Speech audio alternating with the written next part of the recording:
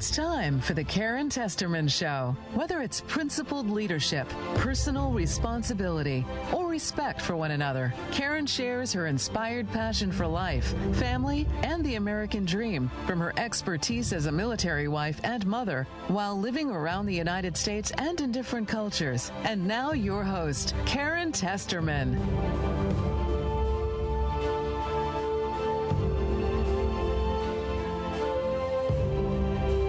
So today on the Karen Testerman Show, I am happy to have with us Tom Waller from the Center for Security Policy and also the person who heads up the Secure the Grid coalition that I participate in. So welcome to the Karen Testerman Show, Tommy.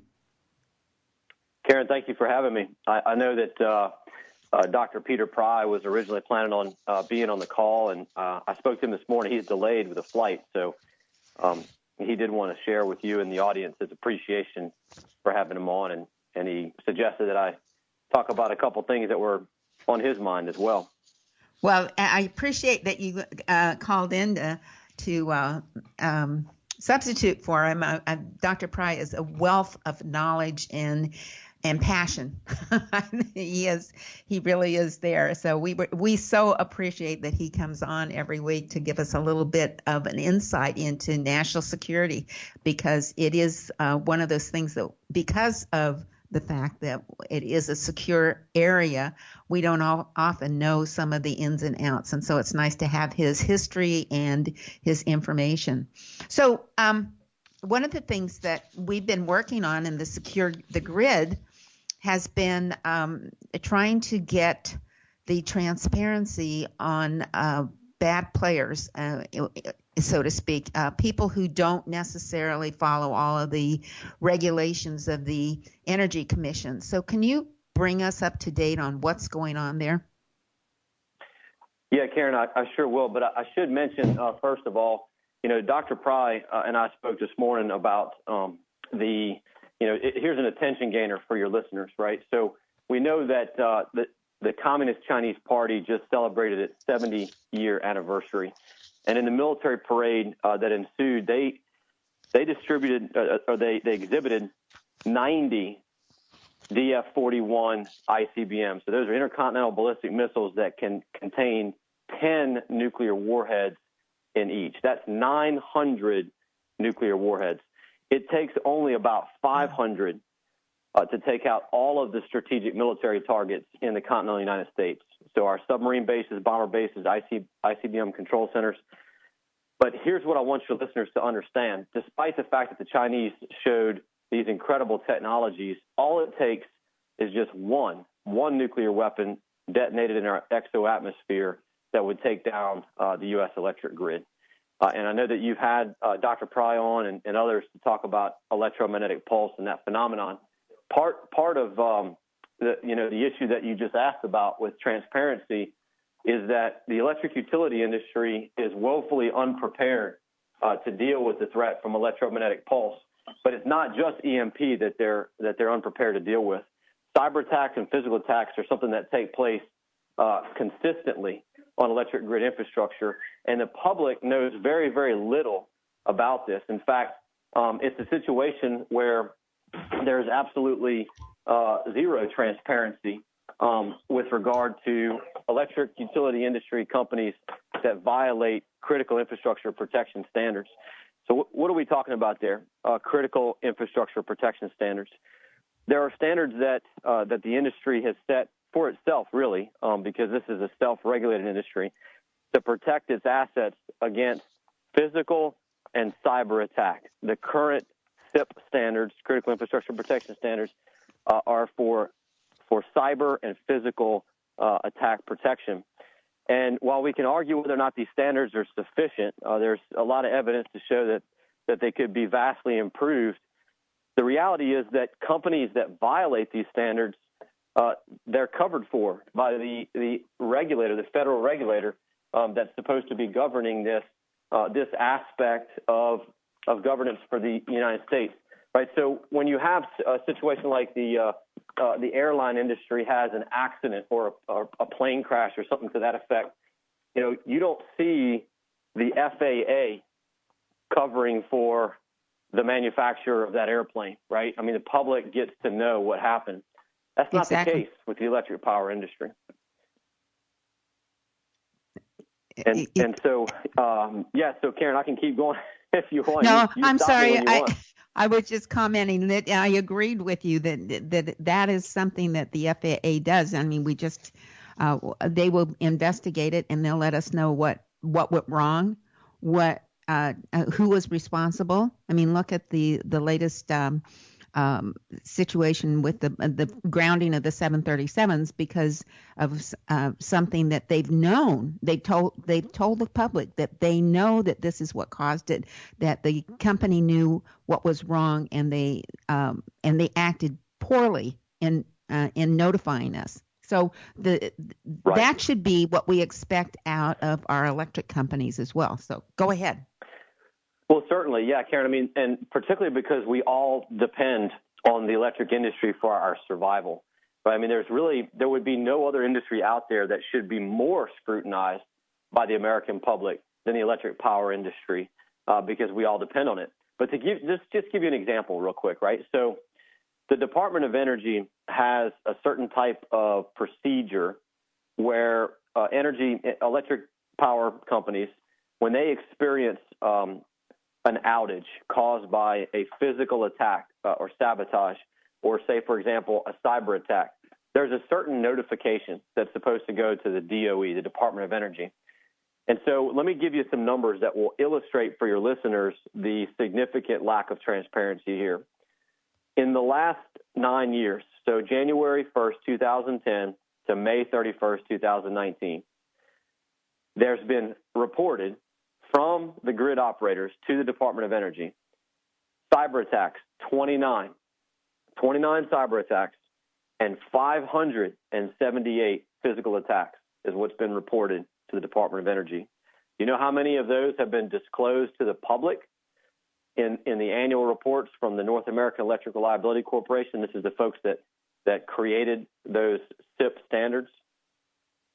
0 cyber attacks and just 1 physical attack. That's right. So 29 to 0, 578 to 1 as far as what's been reported to the DOE versus what's been disclosed to the public. So that gives you just a little bit of an indication of sort of the lack of public scrutiny when it comes to the protection of electric grid infrastructure. Wow. And so who's supposed to be regulating this, and who are they supposed to be reporting to, and why can't we find out that information? So the way that the grid is regulated is really it's purposely confusing, okay? And so what you have is the Federal Energy Regulatory Commission, or FERC, which is the federal regulator for the electric power industry, specifically for the transmission part of the grid. Okay, this is something else for your listeners to understand, that the grid is composed of generation, transmission, and distribution. So generation sites are going to be like, whatever generates electricity, whether it's a renewable like solar or wind, or the really dependable baseload power generation assets like coal and nuclear.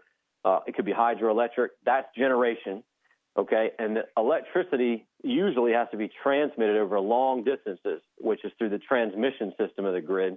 And then it's distributed to the cities, to the users or industries. So FERC has cognizance over the transmission part of the grid, and it sets the rules through something called NERC, the North American Electric Reliability Corporation. So the industry created NERC to make these rules, but 9 out of the 12 industry sectors within NERC are from the electric power industry. They're not government representatives. They're not customers. Only 3 of the 12 participants that are part of the industry sectors of NERC represent us as customers or the government. And so what you really have is a situation where NERC makes its own rules, and then FERC has to approve those rules. Well, let me give you an example, Karen, that would maybe hit home with your listeners because it happened where you live. You may remember in 2003, that there was a massive blackout in the northeastern United States. Do you remember that, the blackout? Oh, yes. It's referred to as the Great Northeast Blackout, right, of 2003. Right. It took out all of New York City. Yeah, it left tens of millions of customers without power, some for a number of weeks, up to 2 weeks, okay? And so in the wake of that, which I'm not sure, Karen, are you familiar with what caused that massive blackout? Yes, it was that tree branch in Ohio that went across the transmission line. Exactly. So the transmission grid, the part of the grid that FERC regulates, there was a tree branch that connected with a transmission line in Ohio. A single point of failure, and it caused a cascading outage that left tens of millions of people without power, okay? Do you know how long it took NERC and FERC to create the vegetation management standards, so the standards by which the industry has to abide to prevent vegetation from contacting transmission lines? How long it took to make that rule? I don't know. It took almost a decade, so about 9.5 years. So a single tree branch causes a massive blackout, and it takes almost a decade for NERC and FERC to come up with a vegetation management standard. Okay, so when it comes to setting the rules for the industry, it's not something that happens very quickly, and it often happens with an undue influence from the industry. Remember I said 9 out of 12 of the industry sectors representing NERC are from the utilities, not customers or the government. And so what we have right now, Karen, is a situation, we have a blessing, in fact. One of the people, a resident of your state, someone I'm not sure if you've had him on the radio. If not, you certainly should. I know you know Command Sergeant Major Michael Mabee, retired Command Sergeant Major Mabee, has initiated an effort to increase the transparency around how FERC and NERC deal with critical infrastructure protection violations. And so what Michael has done is he's filed 255 Freedom of Information Act requests. Now, why 255 FOIA requests?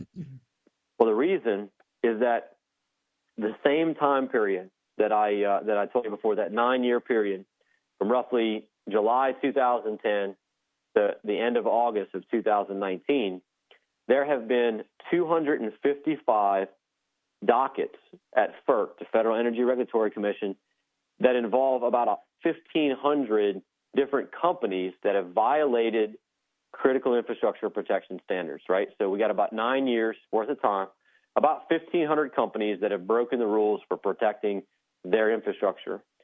And that's included in about 255 FERC dockets. Well, over that 9 years, the total penalty on average for the industry was only about $4 million a year. Okay, so you got about $4 million a year paid by the industry for violating critical infrastructure protection standards. Do you know what the industry spent last year alone on political influence and lobbying? At least twice that. $147 million. 147. That's right, $147 million alone last year in political influence and lobbying, and yet only about $4 million a year in the fines associated with violating critical infrastructure protection standards. And so what you have is a situation where the industry can obscure when it's violating these standards and really control how these rules are made through this political influence. And so Sergeant Major Mabee has started really a heroic effort to expose this, and our coalition is in the process of being able to actually make a difference with how these rules are made and how they're able to cover for the industry utility companies that are violating these rules. So I'd be happy to explain for your listeners exactly how they can get involved to help. Well, definitely. Tommy Waller is with the Secure the Grid Coalition, of which we are a member. The Michael Mabee, Thomas Popick, and myself, all from New Hampshire, and he's also part of the Center for Security Policy that is sort of a watchdog on all of our national security. So, yes, Tommy, tell us what can we do? I mean, this sounds almost impossible, and yet Michael has turned around and gotten very involved in all of this on his own free time, I must add. He is not compensated by anyone. He's picked up the ball and started running with it, which is one thing that I keep pushing, is the fact that one person can make a great deal of difference. So that means that our listeners could also help Michael in this quest to get transparency with the Energy Commission. Absolutely, Karen. And here's the thing I want your listeners to understand. Before we dive into exactly how they can get involved, and I think it's important for them to be able to compare who is Michael Mabee compared to maybe the folks that are going to argue against him. Okay, so we already mentioned that he is a retired Army Command Sergeant Major. This is a guy who's deployed overseas to Iraq, done humanitarian missions in Latin America, but on 9/11, he was in the 6th World Trade Center tower when Mohammed Atta flew the first airline into the North Tower. And when that happened, he knew he needed to get out of that building. He also knew he had a colleague, a federal employee, who was in a wheelchair. He knew that man was going to die if he didn't get him out either. And so he moved him 8 flights down the 6th World Trade Center and then 3 miles north of the towers before they collapsed. Okay, this is somebody who's a patriot, who has the best interest of America and our citizens in mind when he's doing this work, which you said is completely voluntary. He doesn't get a paycheck for any of this. Okay, so let's keep that in mind as we talk about whether we trust his word or perhaps maybe the word of industry executives or lobbyists who get paid handsomely to keep the status quo. Yeah, absolutely. So with that. Let me throw out Michael's webpage just in case somebody wants to go and really take a deep dive into this. It's Michael Mabee, MABEE, 2 E's, I'm sorry, .info. So michaelmabee.info. So go ahead, Tommy. Sure, absolutely. Yeah. So Mike Mabee's website is extremely informative, and he's actually helped contribute a lot of content for our website, which I'm going to give to your listeners because it's going to tell them exactly how to get involved. So it's securethegrid.com. And when they go to securethegrid.com, they're going to look for a take action button. The first thing they'll see is a trade tower smoking, and it talks about, prevent another failure of imagination. Your listeners can click on that either there or the take action spot, and they're going to be brought to a page that's going to explain a lot of what I'm about to tell you in just a moment. So securethegrid.com, take action. Okay. So what you'll see when you visit that page is a short video that explains a lot of what I just mentioned, right? So for your listeners, there's really no need, unless you want, to sort of retread the ground we just covered. I explain to the people who come to the site what I just told you about Mike Mabee so that you know he's a credible person. The next thing is there's a link where you can read the background information on this topic. And so what we have right now is a situation where FERC, the Federal Energy Regulatory Commission, has issued a white paper where they've asked for inputs on how to become more transparent. And if you read the fine print in the white paper, what you'll figure out is that while they say that they would name in the future, they would name the companies that violate critical infrastructure protection standards, they don't talk about unveiling the identities of the 1,500 or so of the previous 9 years worth of companies that have violated those standards. We consider that a big deal because what we're discovering, what Mike is discovering through his FOIAs, his Freedom of Information Act request, is that there's a lot of repeat violators. There are companies that violate a certain critical infrastructure protection standard, and then years later they violate it again. Well, we think that if the public were made aware of this, then there would be some scrutiny that would prevent or at least encourage the executives of these corporations to take security more seriously so that it would prevent further infractions later. Now, Karen, I should mention, again, these standards are not perfect, okay? There are some companies that have been penalized because they've gone above and beyond the standard. They've done more. They've actually helped to be more secure, and yet they've still been penalized. And so understand that it's not always a case where when you see the name of a company having violated a critical infrastructure protection standard that, that they've put our lives at risk. But it is, a pretty decent indicator that maybe there should be some scrutiny, okay? And so what we've come to conclude is that the white paper from FERC, where they offer this, quote, transparency, is really not sufficient. It's not going to enable the type of transparency necessary to change corporate culture. And it's really, that's what we need to do, is to change the corporate culture. I go to conferences with national security experts, with cybersecurity experts, and sometimes these experts come from the industry, and they complain about the fact that, they're very serious about cybersecurity, for example. But the people maybe in the C-suite, in the corporate suite, aren't so much. And so they don't get the budget, they don't get the attention that they require.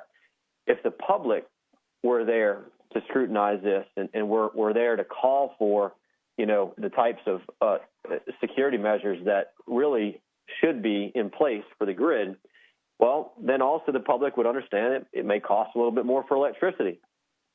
That we can actually help the industry help themselves with this public scrutiny. And so it's our belief that the white paper doesn't go far enough. And so what Mike did is he provided within days of this white paper being published, he provided a very thorough alternate proposal for this transparency. And so what I would encourage your listeners to do is to just, take a look at it and see what you think. If you had to imagine changing corporate culture, would the proposal from FERC be sufficient, or what do you think about Mike Mabey's alternate proposal? And so if you like, Karen, in the time that we have, I can lay out for your listeners the very specific actions that they could take to make a difference.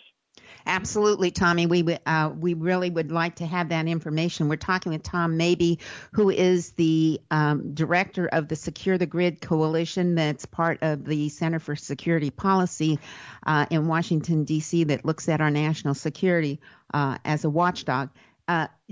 We need to know what steps we can take because it helps us to find out not only to learn the information, but also what can we do to actually make something happen that will help protect us in the future. Yeah, absolutely, Karen. Well, first and foremost, it's number one, your listeners need to know that they personally can actually make a difference. Their words will be read if they decide to file comments on this FERC docket. The second thing is that they can actually maximize their impact by not going at it alone. And so what I mean by that is there are organizations that we as citizens are involved with that perhaps they could convince those organizations to get together and to make a comment on this docket. Now, there are two particular groups that we highly encourage citizens to engage, okay? And the reason is because these specific groups, these are people who work for the government or they work for the people, I should say. They receive a paycheck in order to take care of us, okay? So who are that? That's consumer advocates, right? So each state, not all states have consumer advocacy agencies, but most states do. But those agencies of your state that are consumer advocates, and then the public service commissions or public utility commissions. These are people, again, who earn a paycheck where they're supposed to be taking care of the public, right? And in relation to the utility industries that service the public, like the electric sector.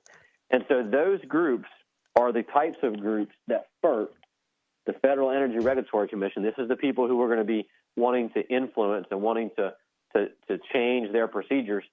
They're going to listen to the public service commissioners, and they're going to listen to us much more, consumer advocates, much more than they would just listen to each and every one of us individually. So that's the first and foremost thing, is to have your listeners think about the organizations that they're part of and whether or not they might consider contacting the Public Service Commission in your state and ask them to weigh in on this. Now, the good thing is this, because your listeners are probably thinking, well, how the heck am I supposed to do this? This is kind of a complicated topic. On our website, the securethegrid.com, take action page, I have example templates and example instructions. And in fact, I have an entire database state by state that will show you who these folks are and how to get in touch with them. So we try to do as much as we can to make it user-friendly for people to get involved in this effort. So if they visit securethegrid.com, you'll see a link there where you can download information on consumer advocates state by state and on the Public Service Commission. And so the very first thing we would suggest is that they get involved in contacting those organizations, asking them to weigh in on this important matter. And the deadline for all this activity, Karen, is the 28th of October. So this is something that we've got to get on this right away. We don't have a whole lot of time. The first deadline was actually the 26th of September, and the industry got together and asked for an extension of FERC. And usually FERC does what the industry asks, right? And so they got an extension. 28 October is the deadline. And so I just ask your listeners to visit securethegrid.com, hit the take action thing, and at least begin with encouraging the state's Public Service Commission to get involved and to weigh in on this important topic. I did that with my own Public Service Commissioner. I went and met with him and explained this to him, and he committed to doing that. And I think that other people in other states could be successful in doing the same thing. Absolutely. So that's really the kind of the first step. Mm-hmm. Right. And in New Hampshire, commissioners are Kate Bailey and Michael Giaimum. Anyway, it's an Italian name, and I can't quite pronounce it right, but it's Giaimo. And the information is very easily accessed. It's at oh shoot, I'm not going to be able to read this silly thing. NARUC.org, and you can find the commissioners there on that website. So it's N as in Nancy, ARUC.org. So anyway, go ahead. Great point, Karen. I'm glad you brought up. NARUC is the National Association of Regulatory Utility Commissioners, right? So all the states come together in this organization. They've created a very helpful resource, as you just mentioned, where your listeners can click on the link that I provided, and then it brings them to a map. And you just hover over your state, click on it, and then there's all the contact info. And what I would tell you is that the meeting I had with my Public Service Commissioner, they actually contacted me because the people in the state had sent so many emails, and they saw that I was on this video on our website, and they contacted me and said, hey, can we sit down and talk about this, right? So you really can make a difference if you all contact the Public Service Commission and ask them to weigh in. Here's the other reason, Karen, why this is important. Remember how I said that FERC only has cognizance over the transmission part of the grid? Well, guess who is supposed to be making the rules for the protection of the other parts of the grid, generation and distribution at the local level? Well, that's your state Public Service Commissioners. So this is a situation where your state Public Service Commissioners can kind of be put on notice that, hey, the public has a right to know whether utility industry companies are doing the right thing, not just at the federal level with FERC, but also at the state level. So that's another reason why it's so important for these folks to be hearing from citizens saying that they expect transparency. They expect to know when companies are violating protection standards. So, Tommy, when we write these letters, do they have to be, do I have to really understand everything that you're talking about in order to write this letter? No, Karen, I appreciate you asking that question because it might seem a bit daunting, right? I mean, we just spent 29 minutes talking about a topic, but we haven't even begun to think about what we would write in a letter. And so I really appreciate you asking that question and bringing up that point. Because you don't have to have a very in-depth understanding of the critical infrastructure protection standards in order to articulate a basic tenet of a functioning democracy, right? So a functioning democracy, one of the basic tenets is transparency in governance, right? I mean, governments around the world that are not transparent are the totalitarian governments, right? I mean, China, North Korea, governments that are not democracies are the ones that are not transparent. Well, we have a democracy, and it just so happens that just one element of the government in this democracy, with FERC, have not been transparent when it comes to this topic.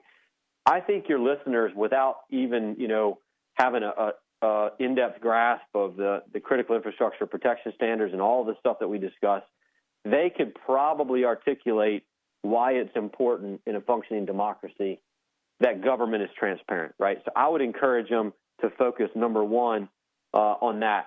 Number two, I think everybody can probably agree that they rely on electricity for everything in their life, right? So your listeners could state, okay, I do this and that for their job. How does their family rely on electricity? And then, it's pretty clear that your listeners should be concerned that if they're so dependent on electricity, which we all are, then they should be concerned about the protection of the assets that generate and transmit and distribute that electricity. So, it would probably go something like this. I am from wherever, right? I do this kind of work. My family and I are concerned about the security of the grid. And so we're also concerned about whether or not there's a corporate culture that takes security seriously. And in the research that they've done, which they just watching the video and perusing the website, it'll become clear that there is an issue with transparency in corporate culture, and just being able to articulate why they think transparency is important in changing corporate culture. So that doesn't require a technical understanding of the SIP standards or, a legal background or a writing degree. It's just, hey, I depend on electricity. I think it's important that there's security for the electric grid, and therefore I think corporate culture of the industry must take it seriously, and a lack of transparency will not facilitate that. The only other thing I would ask is that your listeners consider reading Michael Mabey's alternate proposal, and if they think that it would be effective, then they can say so, right? So in my statement, when I wrote to FERC, I talked about the fact that Michael Mabey, I researched him, I understood his background, I thought that he was credible, I thought he was a patriot, I thought he was motivated by public interest and not self-interest, because he doesn't get a paycheck to do this. And so I listed some things about Michael that I thought were pertinent to the discussion and the argument. And then I listed why I thought transparency was important and that his alternate proposal would achieve the type of transparency that we need. Does that make sense? Oh, yes, absolutely. And it helps to also tell them where you get the information, because you know that these people are looking at trying to make sure that our country is safe as well. And when we're talking about long term, I talked to Dale Rowley yesterday from the Emergency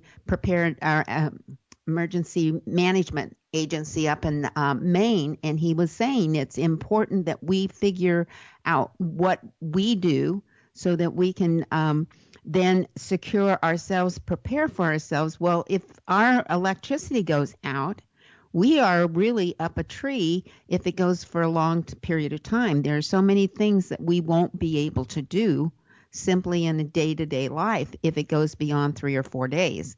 So absolutely, I think that it's important that we get involved and let this industry that we rely so heavily upon to that we need to know if something's going wrong. We can go on the website or on the web and look and find out that there's a vermin problem at the local restaurant. So we don't want to go to that local restaurant. But we can't necessarily find that same information out about our electricity companies when they're not doing things according to standards and putting our electricity at jeopardy. So I agree. Right. And the thing, Karen, for your listeners, I want to make sure they understand, that this is not an indictment of the electric power industry. I think there's a lot of people in the electric power industry who would be grateful for citizens understanding how important their work is and supporting them getting the budgets that they need to do this, right? I mean, you think about like all the competing priorities, the people that are working for the industry that it's their job to be in security. You got to imagine that when they're looking at these substations that are completely unprotected, they're thinking to themselves, gosh, how am I going to do my job? How am I going to keep this protected? Well, if citizens get involved and they understand the importance and they're the ones saying, hey, we need to protect this, then, they can, if they need to, they can figure out ways to do it, whether it's, through grants or government money that would, of course, at the end of the day, Karen, we're going to pay for it. The citizens are going to pay for it, right? We're either going to pay taxes or we're going to pay a higher electric bill. But the people who have to protect that infrastructure, they might just find that it's a good thing to have citizens involved in the process of really scrutinizing how well these assets are protected, because it might help them get the resources that they need to do it. Absolutely. I mean, it's very typical that when people get involved, it doesn't matter whether it has to do with the schools or whether it has to do with the electricity or something out in Washington, D.C. When people start voicing their opinions, then that gives the person who has the ability to make a decision more ammunition to say this is what we have to do. It really reinforces their ability to achieve a goal that they would like to help our communities work with. That's right. And Karen, another thing I'll mention is this. I usually, if I give a briefing about this topic, people might introduce me. Tommy's a former Marine combat veteran, et cetera. And so people will thank me, for my service in the Marine Corps.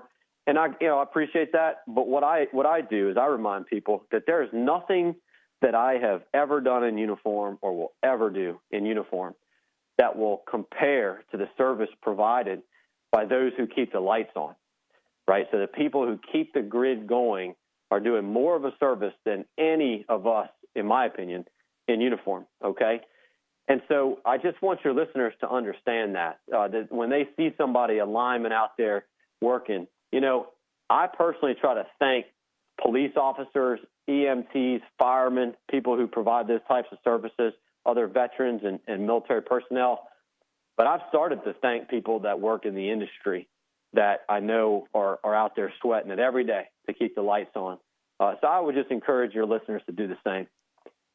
Oh, a great idea, Tommy. I hadn't thought about those guys, but you're absolutely right, because without electricity, we are in deep we can't imagine going back to Edison days, the Thomas Edison days.